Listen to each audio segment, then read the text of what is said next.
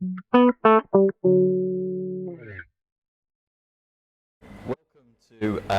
the second interview today, the National Creative Writing Industry Day. My name is Rob Page, I'm the founder of Comma Press, and now we have with us Katie Brown, a commissioning editor from Trapeze Books, which is an imprint of Orion. First of all, Katie, tell us about what you do, your roles at Trapeze, and also your past experience. Okay, so I'm senior commissioning editor at Trapeze. I work on the fiction side of things, so my job is acquiring fiction for the list. Trapeze is a fiction and a non-fiction imprint, so we work really closely with our non-fiction colleagues, and I do kind of dabble now and then in non-fiction, but I am primarily fiction. Cool. And what does your average day look like? So every day is different because there's always different things going on.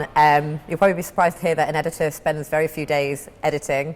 We end up having to do a lot of it in our own time. Same with our reading. So agents might submit books to us, or it comes directly from authors, and a lot of that time is spent doing it in your own time when you go home, because the working day itself, it's kind of author management, working with publicity, marketing, sales, production, the art team, writing cover briefs, writing publishing strategies, and speaking to publicity about how we're going to strategize the PR going forward, working with the marketing team about social media kind of strategy.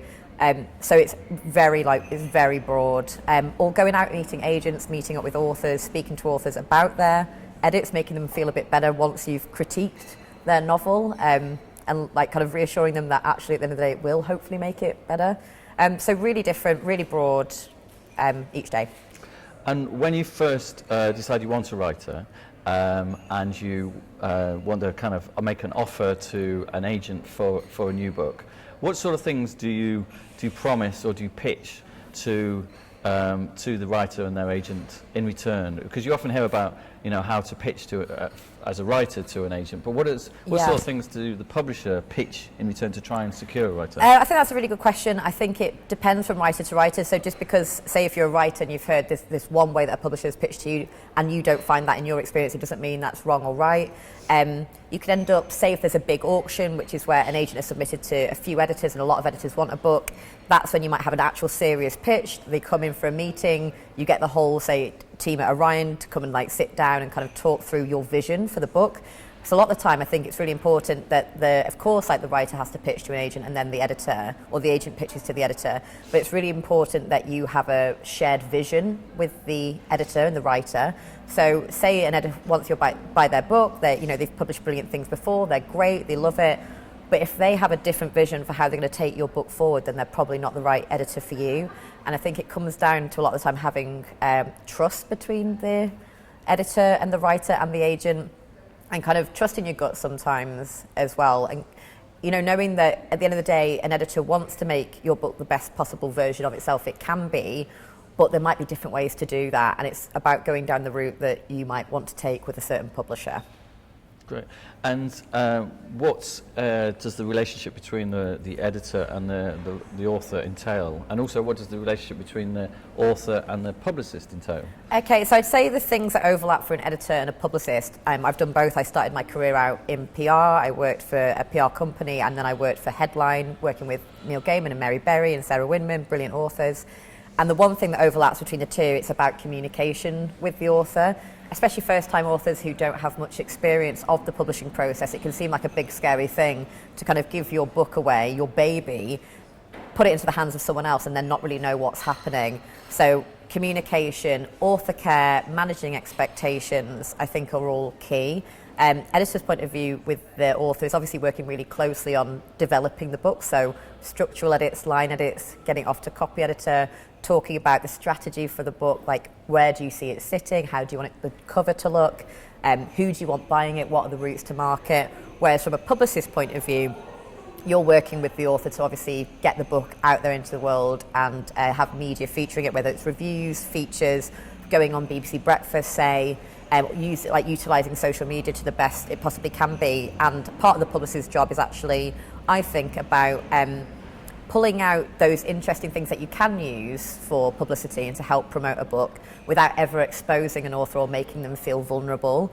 And it's I'd say there's 3 really important relationships for an author, and that's your agent, your editor, and your publicist. Never underestimate what your publicist can do for you, and get your publicist on side. Thanks very much. And finally, very broad question, what would be your top tips for a writer? My top tips for a writer are read widely. It's not just about writing, it's about reading as much as you can. Read within your genre, read outside of your genre. I'd say being a writer does entail writing, so make sure you exercise that muscle. But I'd also say don't beat yourself up if you feel like you've had a bit of a lull in your writing. If you've not had a few days or a few weeks where you've not writing, that doesn't suddenly make you not a writer. I'd also say I think it's really good to be aware of the industry, be aware of the market and certain trends, but don't be influenced by them. I think the worst thing a writer can do is try and follow a trend, because by the time, say, you're submitting to an agent or an editor, the market might have moved on. So write what you want to write and try not to be too influenced by other people's success or what people are saying they want, because by the time it all comes around, it might not be true anymore, and it might be your book that you were going to write is actually the next big thing. And I said it was the final question, but I'm going to have ask for an appendix question. What is it that you is it possible to say what you really look for every day when you sit down with a new submission from an agent? Can you put it into words exactly what gets you excited and what you crave to read? So I'm going to be a bit broad because I work in different ways. So I might acquire a book through an agent, I might work directly with an author, or I might come up with an idea myself and then go to an author to write it. And I'm also very lucky in that the fiction I commission is quite broad. I'm not just, say, women's fiction or literary fiction or crime. And I can publish across the board. And I think for me, it's quite... Going back to that kind of gut instinct, having a book come in, feel excited about the voice, but then having a vision. I've mentioned vision before, but being like, I know how to publish this. I know what the cover will look like. I know who the audience is. I know how to get this out to market. And I think that's so important. I feel like, it might be slightly reductive and make it seem very business-like, but I think having that excitement about getting that book into other people's hands is what your publisher, that's what you need the publisher to do, get it to the readers. So I look for quite different things. I love things to surprise me. Doesn't every editor? I want my expectations to be subverted, and I want also the authors. It's about I like to have a good relationship with my authors. So for me also, it's I like to speak to them and hear what their vision for it is too. And if I've got a good relationship there, then that's really important to me. So probably doesn't answer your question all that fully, but no, it's great. And do you know of any cases where the editor doesn't really, or has never really met the author? There's authors who I haven't met because, say, they're based in the States, or one who's based I think in Lithuania.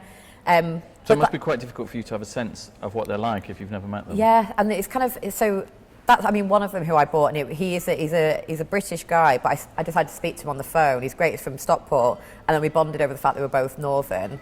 And he ended up picking me as the underbidder, and I think it was just that northernness helped. Cool. But it was a really nice way to and I've got US authors who I've only ever spoken to on email, and it's slightly different because I'm in those instances, I've bought a book in from the US publisher, so their primary publisher is the US publisher, and I'm bringing it to market in the UK or Australia, New Zealand and Ireland, where we also publish into.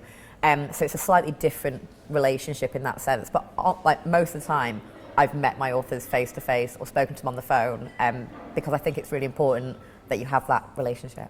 Great. Thank you very much, Katie Brown. Join us in a few minutes' time when we'll be talking to Emma Herdman of Hodder Fiction.